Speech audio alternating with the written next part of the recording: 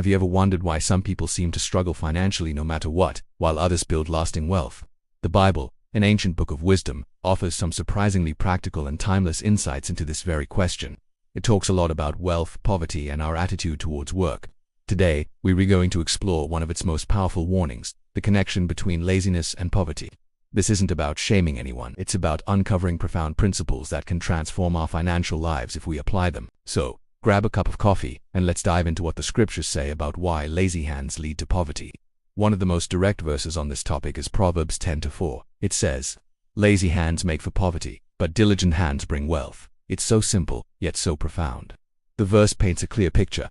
There is a direct cause and effect relationship between our work ethic and our financial outcome. Laziness or a lack of effort is presented as a direct path to lack. On the flip side, diligence, being careful, persistent, and hardworking, is the path to building wealth. This isn't just about wishing for a better life.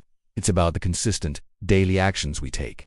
The Bible suggests that our hands, the very tools we use to work, hold the key. Are we using them actively and productively, or are we letting them remain idle? Let's break down what lazy hands really means in a modern context. It's not just about sleeping in all day, though that's part of it. The book of Proverbs gives us a much richer, more detailed description of a lazy person, often called the sluggard. For example, Proverbs 26:14 says, "As a door turns on its hinges, so a sluggard turns on his bed." This paints a hilarious but sad picture of someone who is stuck in a cycle of inactivity. They might move, but they don't actually go anywhere productive. In today's world, this could look like endlessly scrolling through social media instead of working on a project, or binge-watching shows for hours instead of learning a new skill. It's motion without progress. Another characteristic of the sluggard is making excuses. Proverbs 22:13 says, "The sluggard says, 'There is a lion outside. I'll be killed in the public square.'"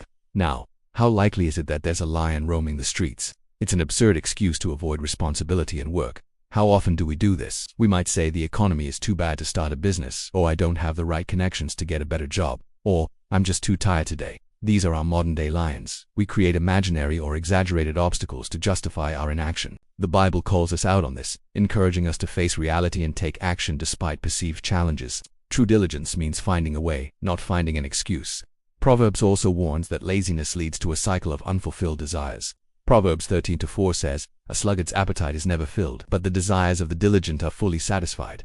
A lazy person wants all the good things in life: a nice house, financial security, and wonderful experiences. But because they're unwilling to put in the work, their desires remain just that, desires. They are constantly craving but never satisfied. Think about it. They see others achieving their goals and feel a sense of envy or longing, but they don't connect the dots between the effort others put in and the results they get. The diligent person, however, also has desires, but they channel that desire into action. They work hard, and as a result, they get to enjoy the fruits of their labor. Their desires are fully satisfied because they earned it. This principle extends beyond just our bank account. It affects our entire lives. A neglected garden becomes overrun with weeds. A neglected house falls into disrepair. Proverbs 24:30-34 gives a powerful illustration of this. The writer says he passed by the field of a sluggard, and it was overgrown with thorns and covered in weeds, its stone wall in ruins.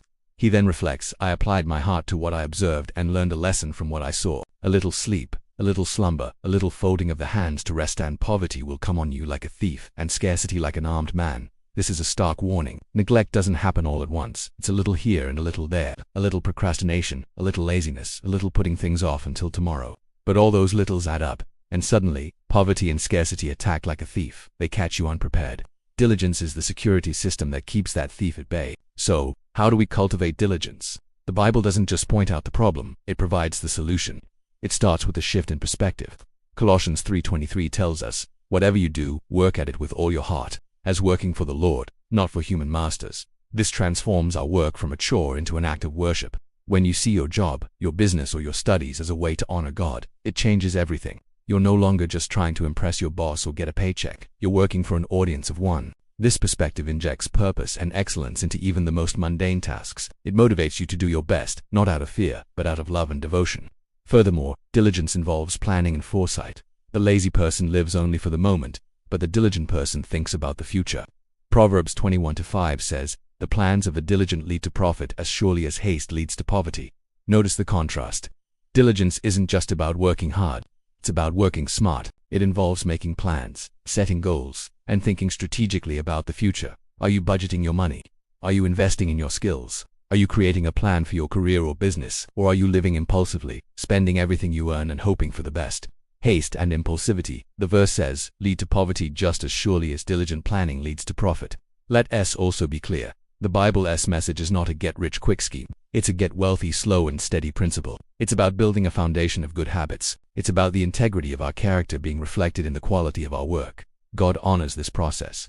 He designed the world to operate on the principle of sowing and reaping. Galatians 6-7 says, do not be deceived, God cannot be mocked. A man reaps what he sows. If you sow seeds of diligence, consistency, and hard work, you will reap a harvest of provision, stability, and abundance. If you sow seeds of laziness, excuses, and procrastination, you will reap a harvest of lack and regret. It's also important to remember the role of rest. The Bible is not promoting a culture of burnout. In fact, God Himself instituted the Sabbath a day of rest. Diligence and rest are two sides of the same coin. We work hard for 6 days, and we rest on the seventh. This rhythm is crucial for long-term sustainability.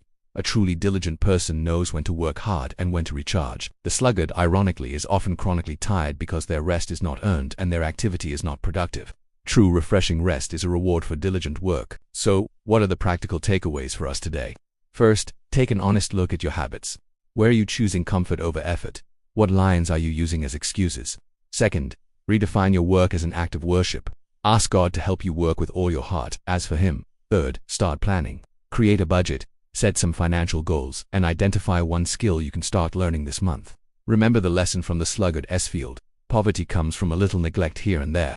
In the same way, wealth is built by a little diligence every single day. One more email, one more chapter, one more productive hour, it all adds up. The biblical warning against lazy hands is not meant to condemn us, but to guide us. It's a loving caution from a Creator who wants to see us thrive. He has given us hands to build, minds to create, and a spirit to persevere. By embracing diligence, we align ourselves with God's design for prosperity and fulfillment. We move from a life of want and scarcity to one of satisfaction and abundance, able to not only provide for ourselves but also to be a blessing to others. Thank you so much for joining me today to explore this vital topic. I hope it has encouraged and challenged you. If you found this message helpful, please give this video a thumbs up and consider subscribing for more content on faith, finance, and living a purposeful life. I'd love to hear your thoughts in the comments below. What does diligence look like in your life? Until next time, stay diligent and be blessed.